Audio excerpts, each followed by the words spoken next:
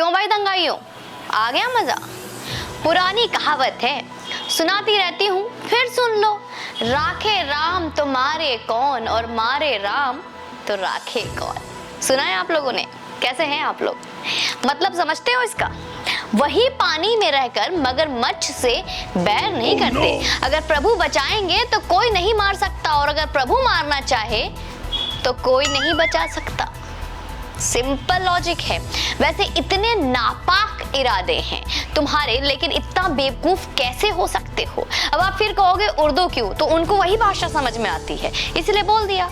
कहीं और कर लिया होता, ये सड़क पर उतरकर अपना शांति कार्यक्रम क्यों किया? हैदराबाद है, बंगाल है, झारखंड है, और तो और क्या ये दिल्ली है? अब ये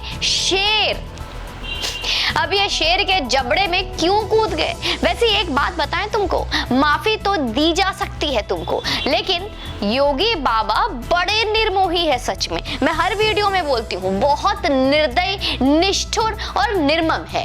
कहते हैं डिप्लोमेसी तो इनके अरबी अकाओं के साथ निभाई जाएगी, स्लीपर सेल तो ठोके जाते हैं, ठीक वैसे ही जैसे शांति का संदेश रावण को भेजा गया था। रावण के स्लीपर सेल तो ठोके गए थे। वैसे बुरा तो बहुत लगता है तुम्हारे लिए, समझते ही क्या होंगे तुम डिप्लोमेसी और अंतर्राष्ट्रीय संघी की बातें। मतलब सब ऊपर से जाता होगा, ऐसी पढ़ाई कहाँ वहाँ होती होगी।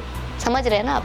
राष्ट्रीय स्तर पर मामले तो सुलझ ही रहा है। अब पैगंबर जी के शान गुस्ताखी में अरब से उठकर शेख तो आएगा नहीं। हिंदुस्तान की सड़कों पर दंगे करने तो बस तुम्हें कुछ खर्चा पानी से करवा लिया, लेकिन अब सोचो तुम्हारा क्या होगा। योगी बाबा के राज में दंगा करना मतलब अपने पैर में नहीं, बेवकूफ छाती पर कुल्हाड़ी मारना की तरह है, जो तुम अब मार चुके हो।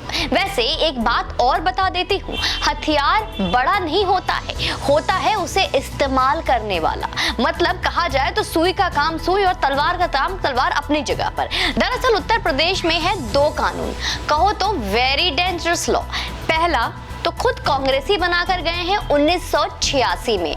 वीर बहादुर जी मुख्यमंत्री साहब कांग्रेस के थे। उन्होंने बनाया था कानून UP prevention of gangster and unsocial activity act 1986, जिसके सेक्शन 2B के क्लोज नंबर 25 में सब कुछ कवर हो जाता है। अब ये कानून तो चलिए समझ में आता। अब रही बात बुलडोजर लगाकर हमारे अवैध निर्माण ढाने की, तो उसके लिए योगी जी ने खुद एक कानून बना दिया, UP recovery of damage of public and private property act number 2020। तो अब किसी मानवाधिकार आयोग या दंगाइयों के मौसेरे भाई बहनों के ये कहने से कि देखो जी फोटो लगवा दिया है, देखो जी प्राइवेसी के राइट का हनन कर लिया है, देखो जी बुलडोजर चला दिया, कोई फर्क नहीं पड़ेगा, क्योंकि इन सब का बुलडोजर बाबा पे तनिक भी फर्क नहीं पड़ता है। तो अब आते हैं उस बात पे जो कि शायद सीधा डायरेक्ट टू डायरेक्ट समझ में आए। Saying again Yogi ji is so निर्मोही। वैसे ये पहली बार नहीं है, भूल रहे हो कि शाहीन बाग की शेरनियां लखनऊ भी आई थी सड़क पर बैठने। कितने घंटे बैठी थी, याद है क्या? इतना सा कुछ याद करने की कोशिश कीजिए।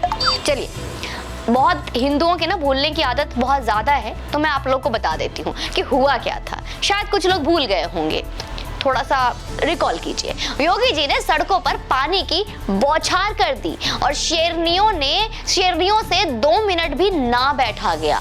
2 मिनट में ही उठ के चली गई थी। उस समय भी तस्वीरें लगी थी कानपुर की सड़कों पर, और उत्तर प्रदेश के उच्च न्यायालय ने जब इस पर स्वतः संज्ञान लेकर इन फोटो को हटाया, तो योगी जी ने सुप्रीम कोर्ट में हाई कोर्ट के इस फैसले को चुनौती दी और फिर दोबारा से तस्वीर लगाई गई।